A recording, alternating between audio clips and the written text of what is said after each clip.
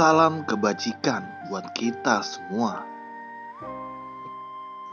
Saya sering berkata bahwa kebaikan dan kejahatan bergantung pada pikiran. Kebaikan merupakan hasil perbuatan manusia. Saat berbuat baik, berarti kita menciptakan berkah bagi dunia.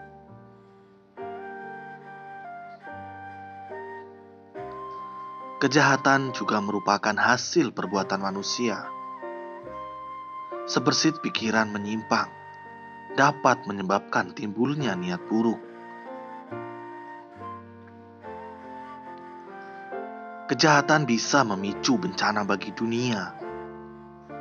Perbuatan manusia bisa mendatangkan bencana akibat ulah manusia.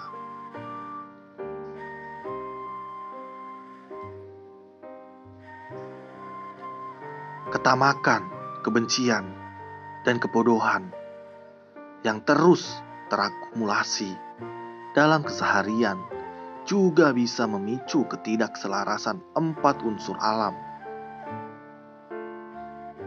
Semua itu terjadi akibat perbuatan manusia.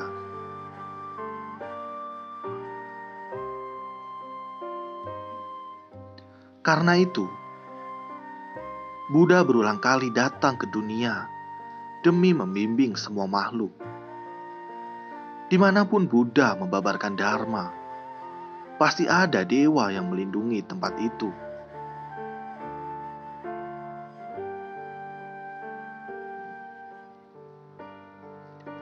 Di bagian pembukaan setiap sutra disebut bahwa para dewa dan 8 kelompok makhluk pelindung Dharma akan menghadiri dan melindungi tempat persambuhan Dharma. Karena itu, kita harus bersungguh-sungguh, hati dan tulus, karena di setiap tempat pelatihan terdapat dewa dan makhluk pelindung Dharma yang tak terhitung jumlahnya.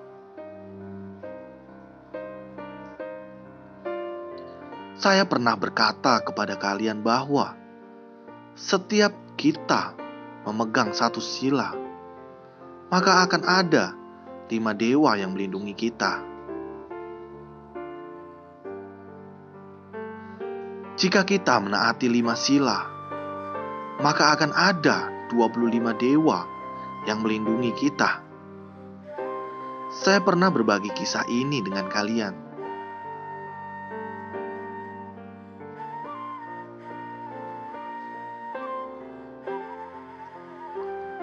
Ada seorang umat Buddha yang sangat tulus, gemar mendengar Dharma dan menaati 5 sila.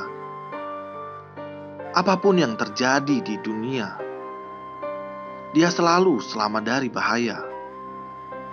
Dia sendiri juga merasa bahwa dirinya selalu terhindar dari bahaya.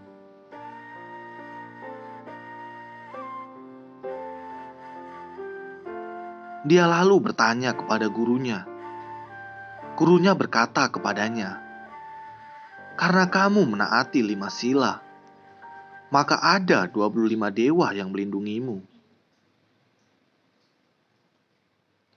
Dia merasa sangat gembira dan puas. Dia berpikir, jika ada 25 dewa yang melindungi saya, apalagi yang perlu saya takutkan?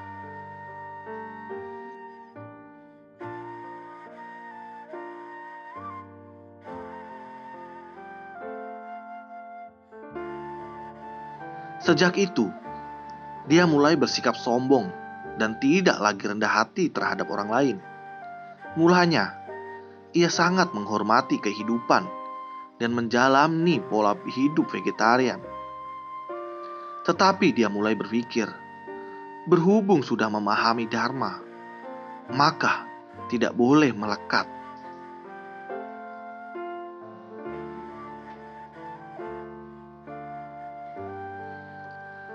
Demikianlah berlahan-lahan, nafsu makannya mulai bangkit. Dia mulai melanggar 5 sila.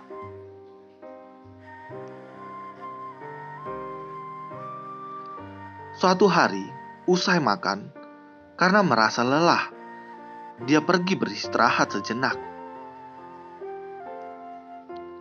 Saat tidur, dia mendengar suara terhadap orang yang tidak menjaga kemurnian fisik dan batin. Apakah kita akan terus melindunginya?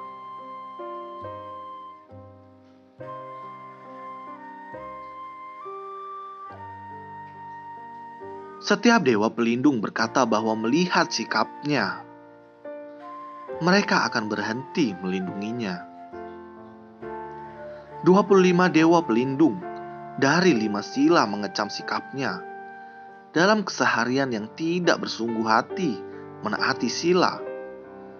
25 dewa pelindung itu memutuskan untuk berhenti melindunginya.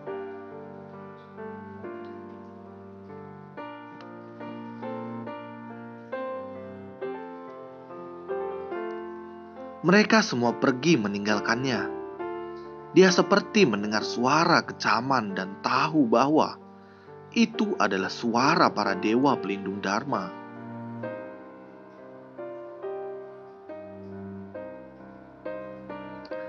Dia sangat ketakutan. Benarkah semua dewa pelindung saya sudah pergi?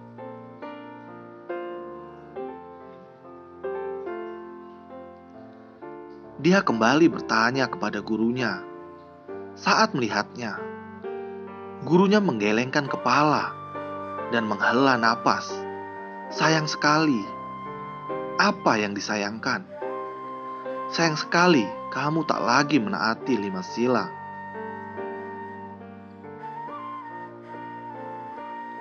Bagaimana guru bisa tahu? Auramu sudah berbeda dengan dahulu. Energi pelatihan dirimu juga sudah hilang. Jadi, apa yang harus saya lakukan? Bertobatlah dan mulai dari awal.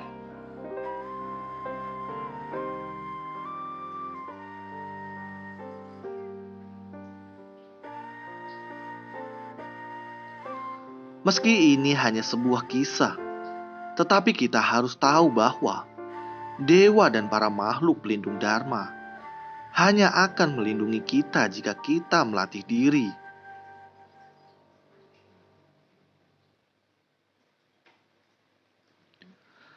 Kita harus membina kebajikan.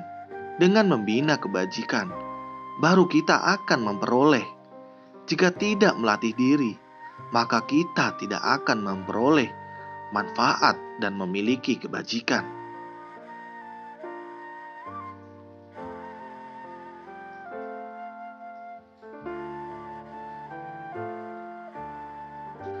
Karena itu, kita harus tekun dan bersemangat melatih diri. Kita harus tekun dan bersemangat untuk mendalami ajaran Buddha. Setelah itu, kita dapat kembali berbagi ajaran Buddha agar orang-orang dapat mendalami ajaran benar. Jika dapat demikian, maka setiap tempat merupakan ladang pelatihan.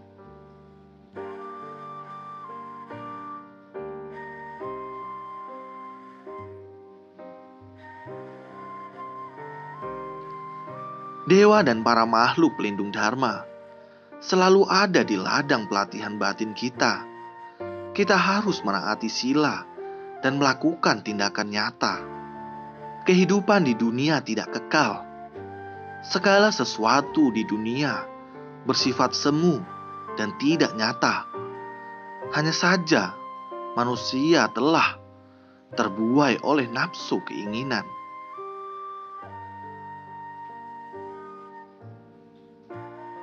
Nafsu keinginan duniawi, baik dari segi rupa, ketenaran, kekayaan, dan lain-lain, semuanya adalah yang paling menggoda.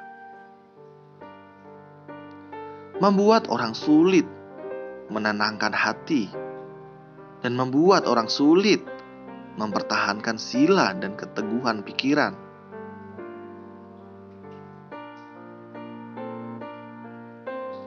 Ini karena nafsu keinginan sangat mudah menggoyahkan hati manusia. Tanpa tekad yang teguh, kita akan sangat cepat terpengaruh oleh nafsu keinginan. Nafsu keinginan dapat membuat kita merosot.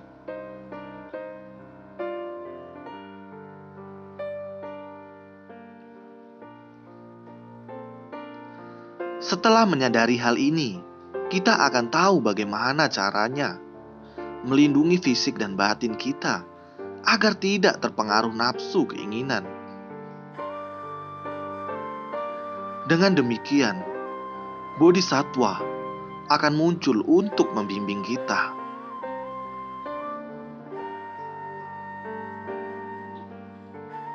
Asalkan memiliki niat dan tekad, maka akan ada kekuatan untuk membantu kita menjaga kemurnian batin dan pikiran.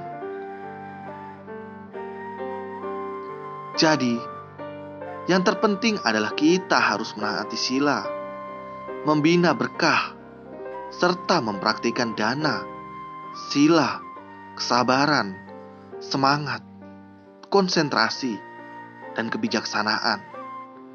Dengan melatih semua itu, secara alami akan ada banyak dewa pelindung di sekitar kita.